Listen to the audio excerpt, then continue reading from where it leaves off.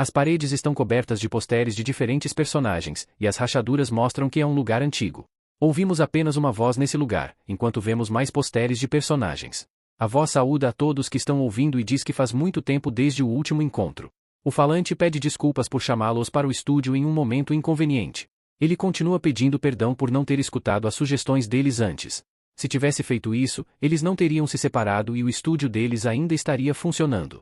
Vemos que a voz vem de um celular e há um homem em uma cadeira de rodas falando com eles.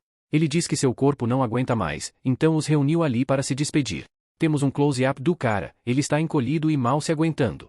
Sua mensagem continua, ele diz que foi muito feliz por ter criado diferentes histórias e personagens com eles. No final, deseja a todos muito sucesso na vida e saúde. A mensagem termina depois que ele diz que vai sentir saudades. O homem doente olha para o colo, onde há alguns livros empilhados. Ele coloca a mão sobre a capa do livro de cima e fala consigo mesmo e com seus personagens. Ele diz que desenhou por tantos anos e criou tantos demônios fictícios, e no final, só eles estão ao seu lado. E com isso, ele falece. No entanto, sua consciência ainda está com ele. Ele se pergunta se isso é realmente a morte e comenta que não parece tão ruim assim. Ele chega a dizer que se sente confortável. Sua consciência se aproxima de uma versão mais jovem de si mesmo, mas ele ainda se sente muito fraco. Sua mente se torna cada vez mais lúcido, ele sente um pano sendo passado em seu rosto e, quando seus olhos lentamente se abrem, ele pergunta à mulher que cuida dele sobre sua localização. Dramaticamente, ela deixa cair o jarro de água e senta em cima dela quando nosso protagonista pergunta quem ela é e por que ele está lá. A garota grita e corre embora chamando a mãe e dizendo que ele acordou. Minha pergunta é, baseado apenas neste painel, ela é uma mulher ou uma criança? Pessoal, comentem o que vocês. Pensando na história, ela foge antes que o nosso cara possa dizer qualquer coisa. Ele se senta na cama e coloca os pés no chão, apenas para recuar de dor e inquietação. Sem nem pensar, ele chega à conclusão de que deve ter transmigrado. Eu não sei porquê, mas o cara chega a essa conclusão muito rápido. Nosso cara olha em volta e encontra suas roupas penduradas em um biombo. Ele as veste e pensa em como lutou até mesmo para colocar roupas, mas graças aos deuses da transmigração, este corpo pode ter a chance de se recuperar de sua fraqueza. Passos batem no chão de madeira e uma mulher abre a porta com força, chamando-o de mestre. Estranhamente, nosso cara parece reconhecer essa mulher. Na verdade, essa mulher é a mesma de um dos posteres do estúdio, uma das personagens de quadrinhos de Zan, Feng Xinian. Ela corre até ele e o abraça, dizendo que ele está em coma há meio ano. O homem confuso se pergunta como sua personagem de quadrinhos poderia estar aqui em carne e osso, mas seu foco principal é em outro pedaço de carne que está pressionado contra ele. Ele segura o antebraço dela e tenta afastá-la, e diante de seu gesto, Sinia imediatamente se levanta de sua posição para se desculpar por sua grosseria. Ela então se ajoelha, agora falando na terceira pessoa, diz que Sinia esqueceu suas maneiras e pede que ele seja misericordioso com ela. Ela começa a explicar sua animação sobre o fato de seu mestre finalmente ter acordado. É claro, nosso cara está mais focado no fato de que essa gata o chamou de mestre. Alguém precisa dizer a ele para se controlar. Sinin se levanta, abraça o braço dele e o leva para fora enquanto diz que os outros ficariam muito felizes em vê-lo de pé e andando. A essa altura, Zhang não tem ideia de quem vai conhecer. Ela o leva a um espaço aberto e diz: "Este é o quintal de onde estamos e o resto do pessoal está todo aqui." Eles passam por um quarto com a porta aberta e tem alguém lá dentro servindo uma bebida em uma taça de vinho. Cindy o chama de M-Múmia e diz que o mestre deles acordou mais uma vez. Nosso herói reconhece esse cara novo também. Adivinhando, é um vampiro e ele é mais um de seus personagens de quadrinhos. Sinin o chama de impertinente e o incentiva a saudar o nosso cara, que fica ali. Perplexo. Almon estala a língua e se aproxima deles antes de cumprimentá-los de um jeito que mostra que foi obrigado. Eles continuam caminhando e o vampiro começa a ir com eles. Sinin diz para o nosso cara não se preocupar com Armin, já que ele está sempre de mau humor e então ela vai levá-lo para conhecer todo mundo. Finalmente, Zhang começa a juntar as peças. Ele viu Feng, Sinin e Homem, todos personagens de seu quadrinho, o que significaria que ele não seria o único a vir para este mundo. Ele olha para frente com admiração para uma dupla que veio vê-lo. Um homem enorme e forte é o lenhador, e o cara sentado em seu ombro é o anão Zou-san. Sui está animada que seu mestre finalmente acordou e os dois o cumprimentam calorosamente. Enquanto nosso cara ainda está olhando para aqueles dois, outra voz é ouvida dizendo que eles podem adiantar a refeição já que está tão animado por lá. Nosso cara olha para eles e vê seu outro personagem de quadrinhos assim como o Cego Bai e o zumbi Lian Shen, são personagens que ele e seus amigos criaram e que ficaram com ele até o final. Agora, nosso cara está cercado por eles em carne viva, embora os reis demônios sejam suas criações mais queridas durante seu tempo como artista. Logo após o encontro, todos se sentam para tomar café da manhã. É agora que finalmente aprendemos o nome completo do nosso protagonista, Yang Fong. Ele era um cartunista e, depois de morrer de doença, acordou em um mundo onde está entre os personagens que ele e seu estúdio de quadrinhos criaram. Ele vê algo pelo canto do olho e é Fang Xining se levantando para fazer um brinde ao despertar do mestre. Ela diz que a partir de hoje eles finalmente terão uma espinha dorsal para sustentar sua família. Yang se pergunta por que o chamam de mestre e se continuarão fazendo isso até o final. Então, enquanto acaricia o queixo, ele pergunta como eles têm se sustentado aqui desde que chegaram há 6 meses. Estranhamente, essa pergunta aparentemente inocente pega a todos de surpresa. Cego Bai coloca sua xícara de volta na mesa para explicar. Ele diz ao nosso herói que está em coma desde que chegou a este mundo e, desde então, todos se tornaram como pessoas comuns. Yang pensa em seus antigos eus, como seu estúdio os havia criado como os reis demônios que reinavam com terror no quadrinho. Mas se todos eles são pessoas comuns agora, começa a fazer sentido o porquê de morarem em um lugar chique no canto da cidade. Ele dá uma olhada em todos e continua seu raciocínio. Ele não sabe por que o chamam de mestre, mas com certeza não tem bravura para levá-los de volta aos dias de glória. É quando ele pergunta por que não viu Mon, que é outra de suas criações. A assustada Fang Xining se levanta e diz para ele esperar um pouco antes. Saindo correndo do refeitório enquanto a observa por trás, temos um pequeno vislumbre da criação desses personagens. Veja, todos os outros foram originalmente criados por seus companheiros do estúdio, e ele apenas os ajudou no processo. Mon, no entanto, era o único personagem que ele havia criado sozinho, do começo ao fim. Se ele também estivesse aqui, a mente de Zheng estaria muito mais tranquila. Eventualmente, Sinjin volta com uma caixa e diz ao nosso herói que Mon está. Dentro da caixa, ela a coloca na mesa e a abre, dizendo a ele que Mon contou a todos que não precisava comer e beber, já que na verdade não tinha um corpo físico. É por isso que ele decidiu se trancar dentro dessa pedra azul. Eles já tomaram o café da manhã e Zhang está deitado na cama onde estava sendo cuidado anteriormente. Ele está conversando com Mon, dizendo que agora está acordado e que Sou Mohuan também deveria acordar e mostrar a cara, mas é claro que ele está falando com uma maldita pedra e não vai ter nenhuma resposta. Ele se senta enquanto fala sozinho, se perguntando como todos esses incríveis lordes demônios se curvam confortavelmente para um simples mortal como ele. Ao colocar a pedra de volta, ele diz que Sinian e Zeuzan provavelmente estão apenas fingindo ser legais. Então, ele ouve um barulho no quarto ao lado, onde alguém está dizendo para outro deixá-lo enfaixar a mão de Sinian. Vemos que um recipiente quebrou, derramando o vinho, o que provavelmente foi a causa do ferimento na mão. A pessoa ferida é homem, que diz a Fal que não precisa de curativos porque é um vampiro, mas Fal responde que eles não têm mais poderes e ele deveria cuidar desse corte. Mas enquanto pega o vidro quebrado, Homem continua teimoso, afirmando que sua habilidade regenerativa ainda é mais rápida e levará apenas cerca de 3 dias para ele se curar. Fal não tem escolha a não ser aceitar sua teimosia, então desiste. Na bandagem e diz que vai levar o álcool para a sala de jantar e com essas palavras o homem do Titanic sai da sala deixando o vampiro continuar sendo Ed. No momento seguinte, Homem escuta uma voz atrás dele perguntando se ele está livre. É o nosso herói e ele pergunta se pode conversar um pouco com ele. Zão leva para o pátio onde lhe oferece um assento, mas o sempre arrogante homem diz que está sujo, então prefere ficar de pé. Então começa a fazer suas perguntas. Ele pergunta o que é esse lugar e o homem responde que não sabe. Ele então pergunta que eles estão aqui há meio ano, por que não deram uma olhada em volta? Homem responde que ele é simplesmente o encarregado do álcool. Então, quando Zan pergunta quem saberia mais detalhes sobre este lugar, o vampiro responde que o cego sempre se senta em frente à entrada, talvez ele saiba mais. Zan coça a nuca nervosamente enquanto pergunta por que eles não coletaram informações depois de chegar em um novo lugar. Quero dizer, isso é tão óbvio.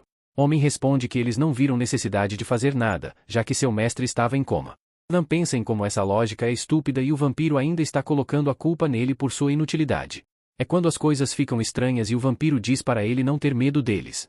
Naturalmente, o confuso Zan pergunta por que ele deveria estar com medo. O vampiro responde que todos os lordes demoníacos desprezam Jing e não há nada que ele possa fazer sobre isso. No entanto, enquanto se ajoelha na frente dele, Homem diz ao nosso herói que eles ainda não o abandonaram, nem o deixaram quando ele estava em coma. Agora que ele acordou, eles ainda vão ficar com ele até o final. An apenas olha para ele confuso enquanto pensa em como esse momento comovente é estranho. Faria muito mais sentido se ele fosse substituído por Presas e Yang ou Zeuzan, mas essas palavras realmente não combinam com o vampiro amendoimado.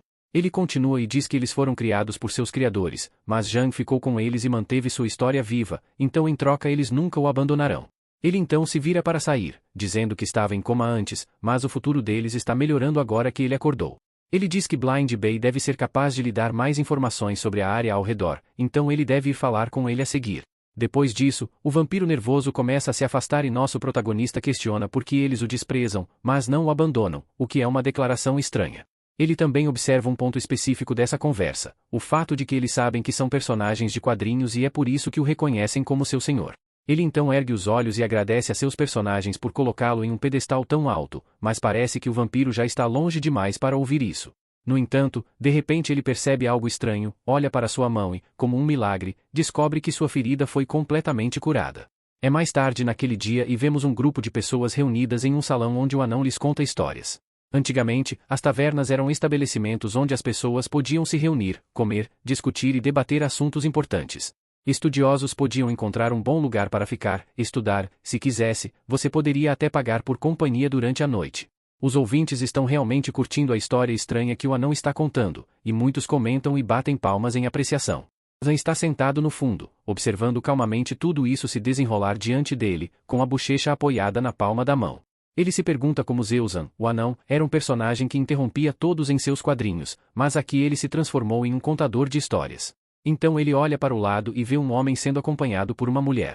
Ele pensa em como, pelo menos no quesito canto, o cara é igual ao personagem que ele lembra dos seus quadrinhos. A mulher sempre abria um bordel, independente da época ou ambientação do mundo. Enquanto observa a mulher acompanhando o ricaço gordo até a sacada, ele pensa em como essa história específica, aquela em que ele participa, seria a mais sem graça de todas que já escreveu. Ele se levanta, se vira e pergunta para o cego Bai. Bai, se esse mundo fosse realmente normal, esse cara gigachado estaria fumando alguma coisa num cachimbo de bambu? Sério, olha o tamanho daquilo. O cara daria um caldo no Snoop Dogg. Enfim, cego Bai, o Gigachad diz que os regimes separatistas dos vários lords não são estáveis, mas no geral esse mundo parece bem comum para ele. No mínimo, ele diz, todas as pessoas que encontrou até agora eram humanos comuns. Zan olha para frente e vê um cavalo verde-mar. Ele tem saliências verde-escuras saindo de diferentes partes do corpo, realmente uma criatura de um universo de fantasia. Então, naturalmente, ele aponta para o cavalo e diz para o cego Bai, o Gigachad, olhar para o cavalo. O Gigachad pergunta se aquele tipo de cavalo é algo que pertence a um mundo comum, mas é claro que ele não tem como saber disso, já que é cego, caso você não tenha percebido. No final do dia, Shen reúne todos os lordes demônios para o jantar. Quando todos chegam, Cindy avisa que estão todos presentes. Olhando para a pedra de selo, Shen diz que perguntou ao cego Bai sobre o mundo e se eles também têm algo a dizer sobre ele. Pecado coloca uma panela na mesa e diz que os pensamentos e comentários deles não importam, pois seguirão aonde quer que o mestre vá. Ela então aponta para a porta e conta sobre a decisão que tomaram coletivamente quando abriram isso. A ideia era deixar o Chan decidir o nome do estabelecimento depois que acordasse. Ela dá a ele a opção de escolher entre chamar o local de Tongfu, esperando a morte, ou Longman, fazendo acontecer. Sinceramente, são opções bem ruins. Chan diz que já morreu uma vez, então nem precisa considerar esses nomes. Ele vai com a segunda opção, Longman. Sinin pergunta se ele precisa pensar mais um pouco, mas nosso protagonista diz que não há necessidade. Quando estava vivo, coisas assustadoras e emocionantes eram a forma de Chan sentir adrenalina. Antes, ele só conseguia essa sensação através da criação, mas agora que está nesse mundo, seus personagens são a única coisa que importa. Para ele, cada dia nesse mundo é algo que ele conquistou.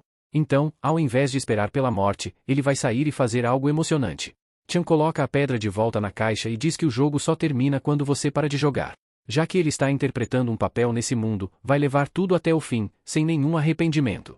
Linley diz que entende o que Chan quer dizer e todos começam a planejar imediatamente. Ele diz para o anão ir até o governo do condado e conseguir informações. Já para o grandalhão, a ordem é se infiltrar em uma caravana e encontrar um lugar adequado para ficarem. Sinceramente, não sei como um homem tão grande vai conseguir se infiltrar em qualquer lugar, mas desejo a ele toda a sorte. Quanto ao próprio Linley, ele certa vez ofereceu seus serviços de adivinhação para a esposa do guarda da patrulha da cidade, que sofre de infertilidade. Ele diz ao grupo que vai enviar água benta para ela no dia seguinte e usar a chance para conseguir informações privilegiadas. Por fim, ele pede para Sinin receber os convidados naquela noite, incluindo Lian Chan, o zumbi, e prepará-los para a batalha.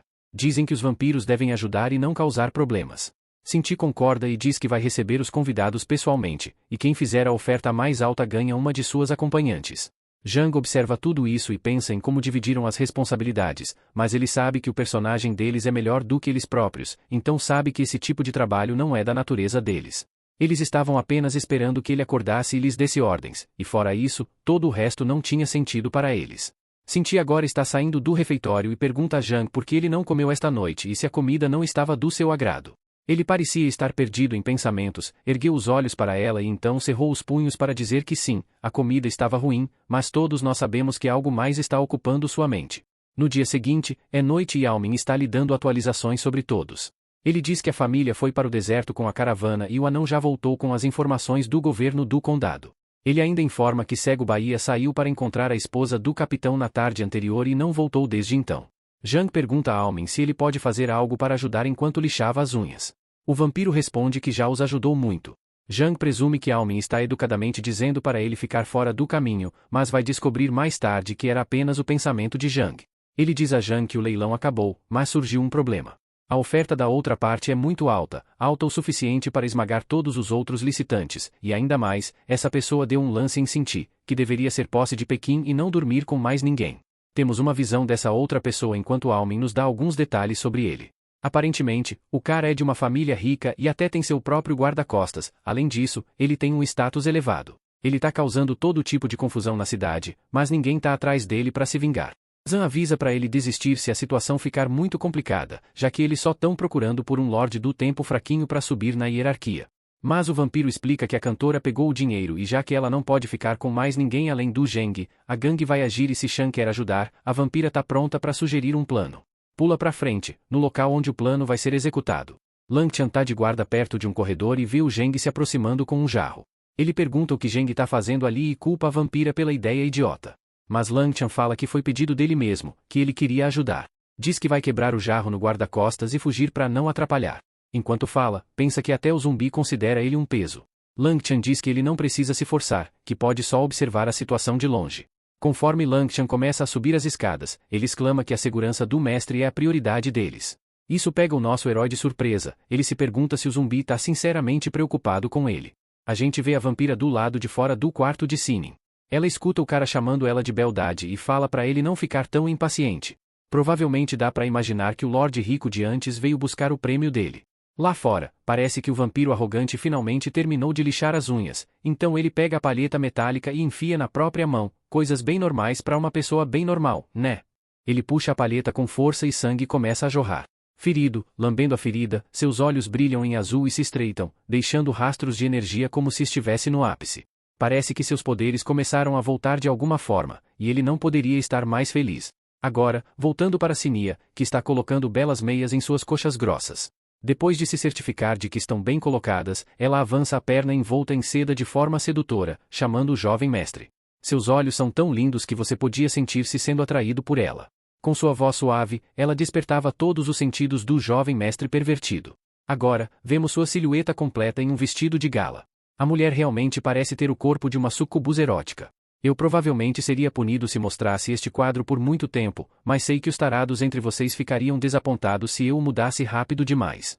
Até o jovem mestre concorda, pois fica encarando suas longas pernas sedutoras.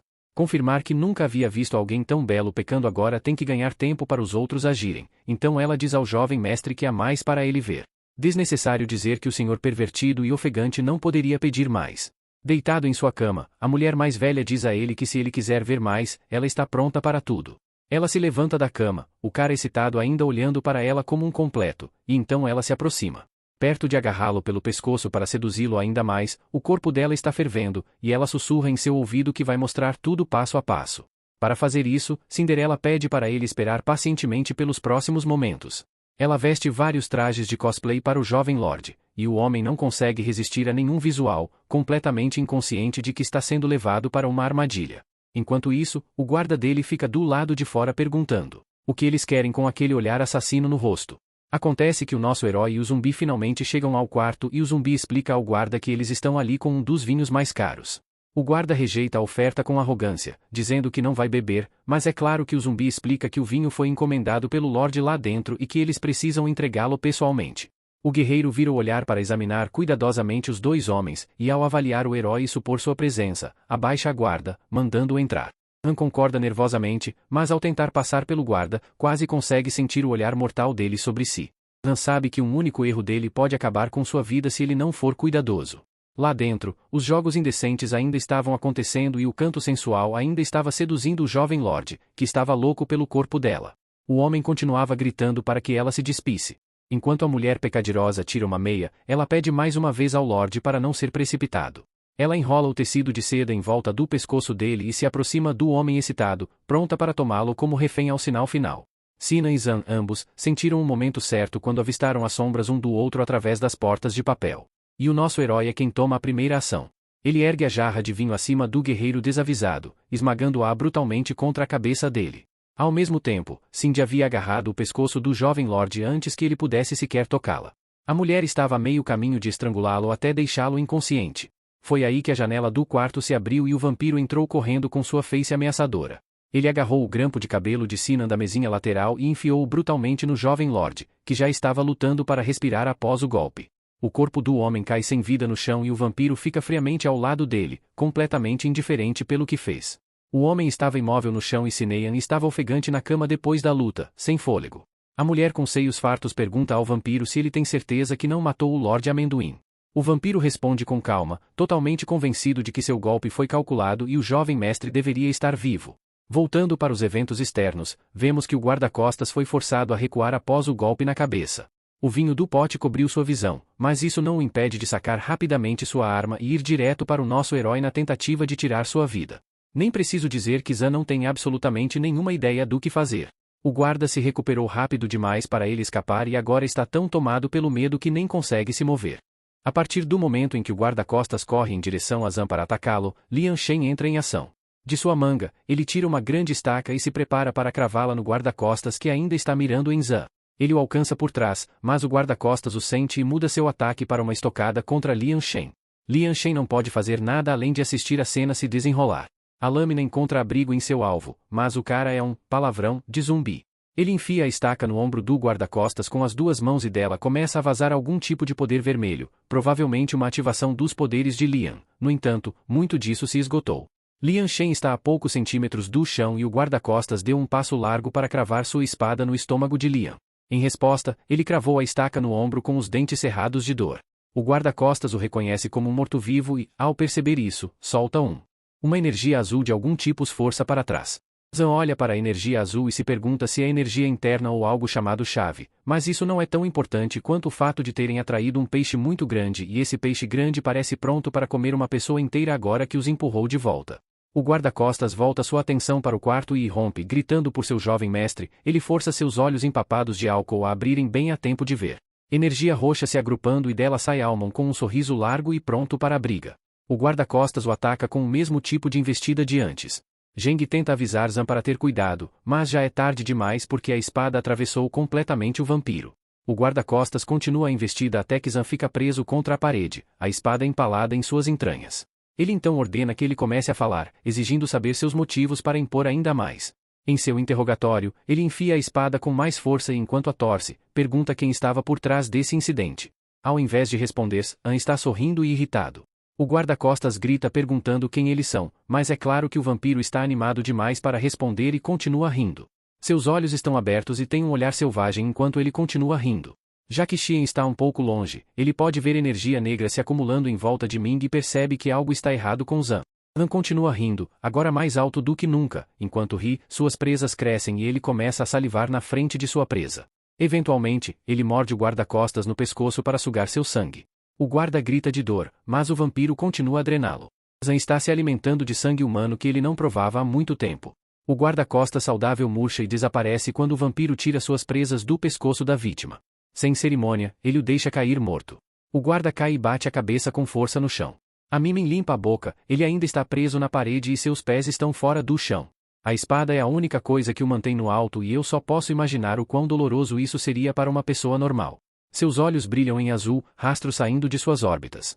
Ele então anuncia que um certo sentimento familiar está de volta e com essas palavras a espada é disparada para fora dele e enormes asas de dragão brotam de suas costas. Ele assume a forma de um ameaçador rei-demônio que outrora governou o terror no mundo. Todos observam com admiração enquanto seus poderes finalmente começam a restaurá-lo à sua antiga glória.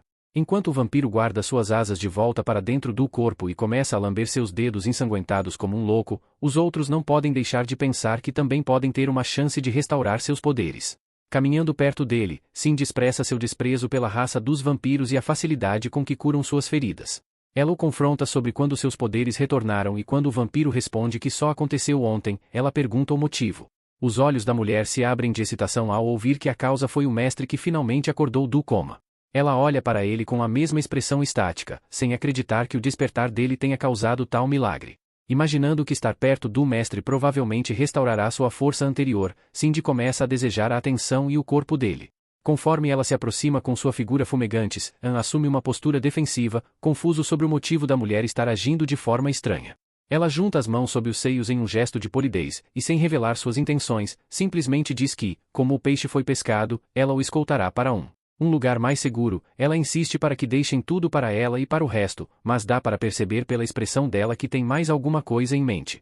Pouco tempo depois, encontramos o vampiro deitado em seu caixão e o zumbi ao lado dele se perguntando se isso realmente o ajuda a recuperar a saúde. No final, ele conclui que uma cama normal seria muito mais confortável, e, embora eu não esperasse ouvir isso de um zumbi, concordo plenamente. Almain explica que vive como uma pessoa normal há tanto tempo que tem medo de realmente se transformar em uma se não voltar às suas raízes e retomar seus velhos hábitos. Lianchan retruca que ele não é mais uma pessoa normal, então suas preocupações são inúteis. É quando ele ouve uma voz atrás deles dizendo que acabou de ser informado sobre o acidente. É o cego Bey, o Gigachad, e enquanto descasca uma laranja linda e madura, ele pede desculpas por não ter recuperado informação suficiente sobre a parte adversária primeiro. O vampiro o culpa por ser descuidado, mas não parece ter nenhum problema. Na verdade, ele admite que só um mundo de caos e acidentes pode fazê-lo sentir emoção. Ao ouvir isso, Cego Bey se sente aliviado e informa aos dois que agora vai começar a interrogar o jovem que sequestraram, mas então Almin faz algo estranho e sugere que deixem o mestre fazer o interrogatório. Nem é preciso dizer que nenhum dos dois esperava ouvir essas palavras do vampiro, então sua expressão surpresa é compreensível. Cego Bey responde que o mestre provavelmente não fará isso e, na hora, acabará confiando nos outros. Mesmo assim, Almin diz que devem confiar nele e seguir o procedimento correto. Isso faz o cego entender que talvez Wyoming tenha sido o primeiro a recuperar seus poderes. Descobriu algo sobre o mestre deles que os outros não sabiam, então ele deu ouvidos às palavras do vampiro e começou a sair da sala com passo leve. Ele comentou que todos concordaram em ficar na reserva, mas Amigão ainda esticou a cabeça primeiro. Tudo isso está deixando o zumbi um pouco confuso e, quando Blind Bey sai, ele tem um monte de perguntas para fazer ao vampiro. Depois de trocarem algumas discussões e sugerirem uma atividade meio gay que nunca aconteceu, ambos concordam que o mestre deles é bem inútil, mas nenhum deles o abandonará.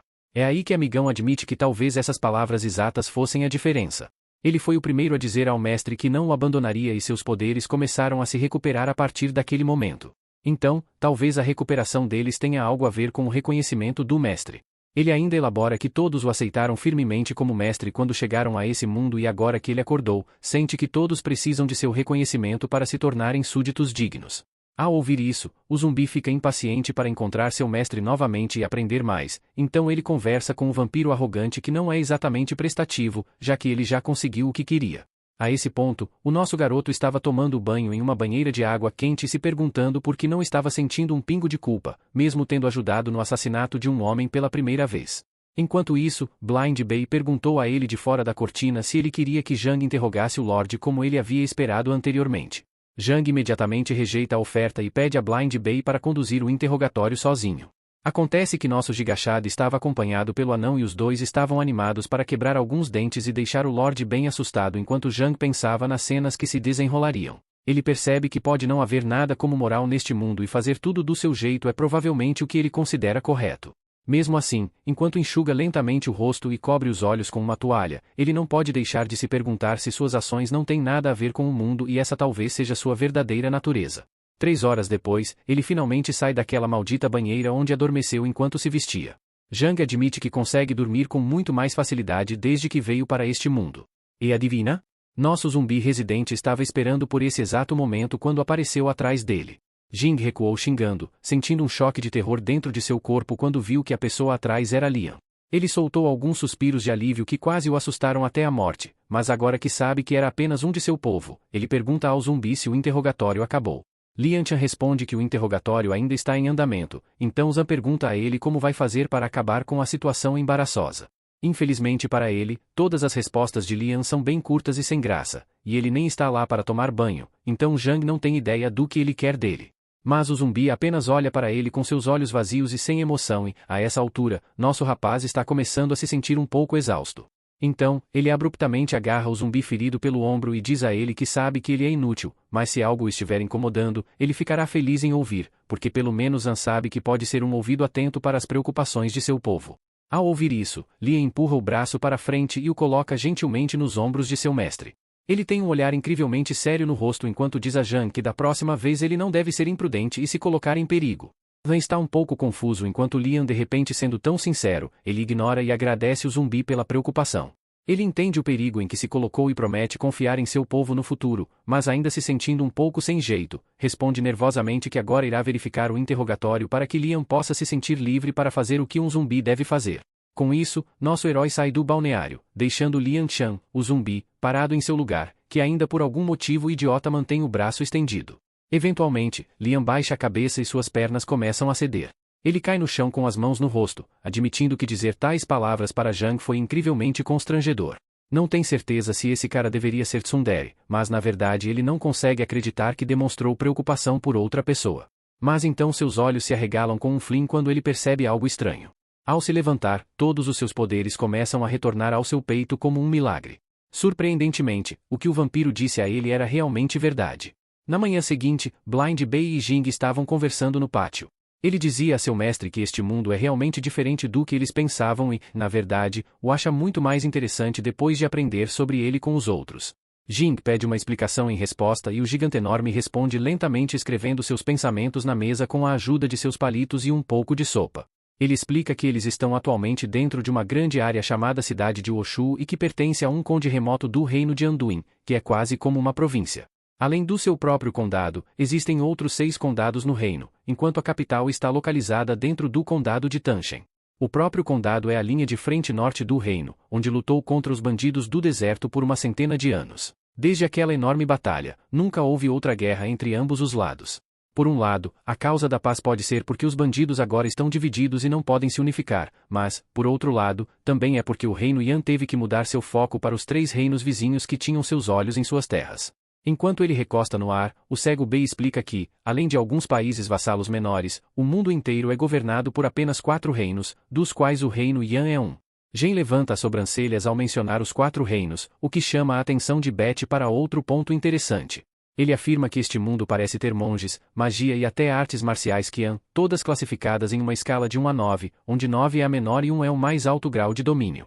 E, para referência, o guarda do jovem lord que foi morto ontem nem sequer chega a estar na escala. Zhang pega um legume da sua sopa para comer enquanto pensa em como todo o enredo deste mundo foi escrito de forma desordenada, mas agora que ele está experimentando isso em primeira mão, ele não consegue deixar de sentir-se animado. O cego Bei acrescenta aos seus pensamentos que eles deveriam começar a encontrar um caminho de volta para sua antiga glória. Zhang parece gostar dessa sugestão, então ele pede a ele para elaborar seu plano.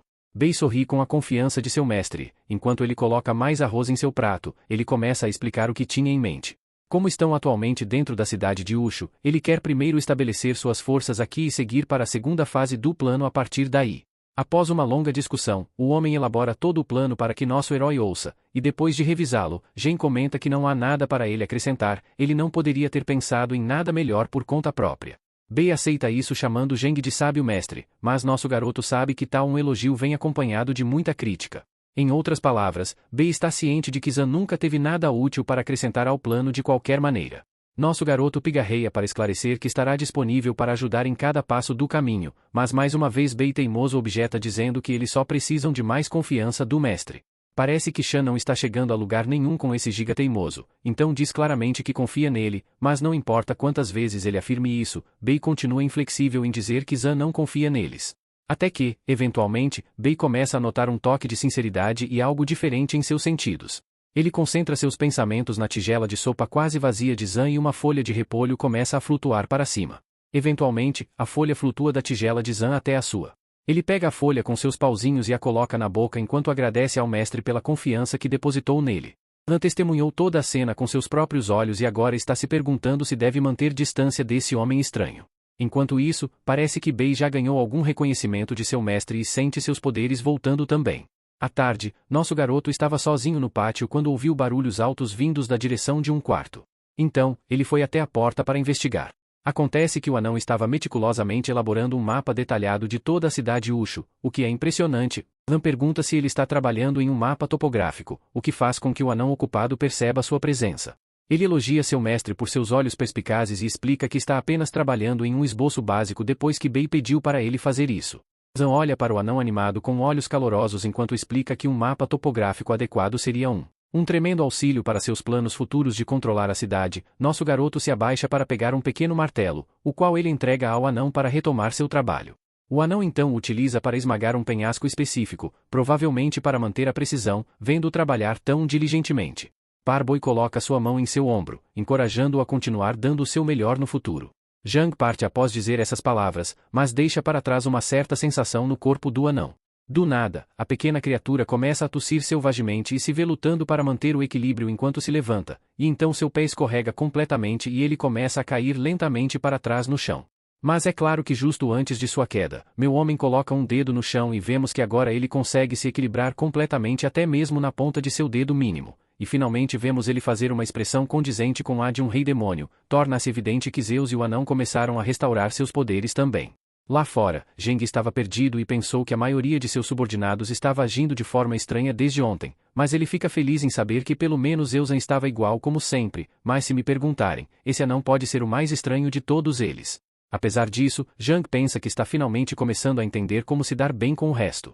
Ao tentar abrir a porta de seu quarto para entrar, ele ouve uma risada realmente repugnante do outro lado do pátio, que só poderia pertencer àquele anão arrepiante. Esse momento de confusão faz nosso garoto tropeçar no meio-fio ao abrir a porta de correr, e ele começa a cair de maneira bastante desajeitada no chão. Bem, talvez não exatamente. Acontece que os sortudos haviam caído em um par de travesseiros incrivelmente macios em vez disso. Os travesseiros pertencem a ninguém menos que Fang Xing, provavelmente a mulher mais bonita que já vi em qualquer lugar de Menhua, enquanto uma ponta de preocupação surge no rosto dela, e ela pergunta ao mestre se ele está machucado. Não tem como alguém se machucar depois de ser envolvido por algo tão macio. Então, Zhang recua nervosamente e pergunta por que Sendin está ali em primeiro lugar. A garota corada responde que se convidou para o quarto dele porque queria entregar a ele uma muda de roupas novas. Nos últimos 6 meses, enquanto nosso garoto estava inconsciente, Sindin conta que viu várias roupas dele. Enquanto o faz vestir uma de seus requintados hobbies feitos à mão, vemos que ele se ajusta perfeitamente ao nosso garoto. Nos comentários, é dito que ele não tinha pais desde criança, então esse gesto traz de volta memórias de uma família calorosa. Ouvindo isso, a adorável cantora pega a mão dele e a aproxima do peito para dizer que pode sempre interpretar o papel de mãe do mestre, se ele desejar. Ana sorri com o carinho da mulher, pensando que ela só quer cuidar dos sentimentos dele. Mas você vê, essa garotinha safada aqui quer cuidar de mais do que apenas seus sentimentos, e ela está até disposta a levar essa encenação para a cama mais uma vez. Nan percebe que está cercado por um bando de reis demônios e ainda é puro demais para interpretar as intenções deles pelo valor de Face. Enquanto tudo isso acontecia, Blind Bay interrompe ao invadir o quarto para chamar por Zan. Sendin fica furiosa por ele ter interrompido no pior momento, então joga um bule em sua direção, que ele desvia sem nenhum esforço, de forma adorável. A mulher começa a morder o lenço e xinga o Gigachad por arruinar a atmosfera perfeita. Acho que Blind Bay entende o que está acontecendo, mas ele pigarreia para dizer algo muito mais importante. Ele anuncia que algo aconteceu no final que exige a atenção de todos de uma vez.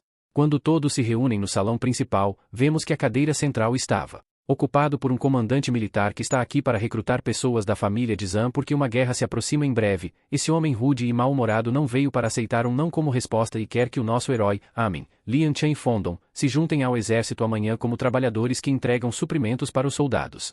A Sinin, que é a gerente da pousada, informa ao comandante que Fondong saiu com a caravana do mercador, enquanto o encara friamente com seus olhos de mármore, ela o avisa que Amin também está doente e provavelmente não ajudaria em nada que ele fosse enviado para o exército e espalhasse tuberculose.